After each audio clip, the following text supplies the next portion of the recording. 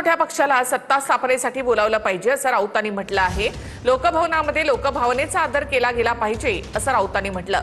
दरम्यान बहुमताचा आकडा नसल्यामुळे तामिळनाडूच्या राज्यपालांनी विजय थलपतींच्या टीव्हीके पक्षाला माघारी पाठवलं होतं, तर संजय राऊतांनी राज्यपाल बनू नये असं नवनाथ बन यांनी म्हटलंय।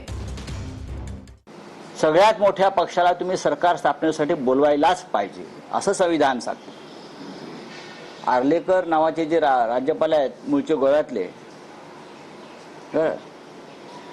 लोकभवन नावाच्या जागेत ते बसतात, म्हणजे पूर्वीचं राजभवन ते नावाचंच लोकभवन आहे। तिथे लोकभावनेचा कायम अपमान केला जातो। 108 आमदार ज्या पक्षाचे निवडून आले आहेत तो सर्वाधिक मोठा पक्ष आहे। बाकीच्या इतर पक्षांना 60 किंवा 65चा आकडा सुद्धा पार करता आलेला नाही। आमची भारतीय घटना सांगते की सर्वात मोठ्या पक्षाला सरकार स्थापनेसाठी आमंत्रण द्यायला पाहिजे। तामिळनाडूमध्ये कुणाला शपथविधीला बोलवायचं याचा निर्णय राज्यपाल घेण्यासाठी समर्थ आहेत।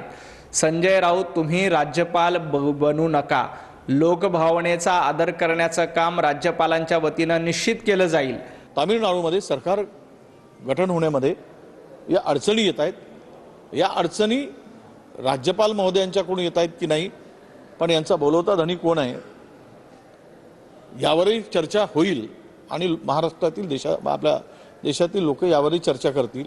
या एवढ्या मोठ्या सर्वोच्च संवैधानिक पदावर बसलेल्या व्यक्तींनी ज्या ज्या राज्यामध्ये आत्ता सरकार झाली ती अनेक राज्यामध्ये बहुमत नसताना अशाच पद्धतीनं सरकारला पाचारण करून त्या पार्टीला बहुमत, ज्यांच्याकडे सगळ्यात मोठी पार्टी आहे त्या पद्धतीनं सरकारांचं गठन झालेलं।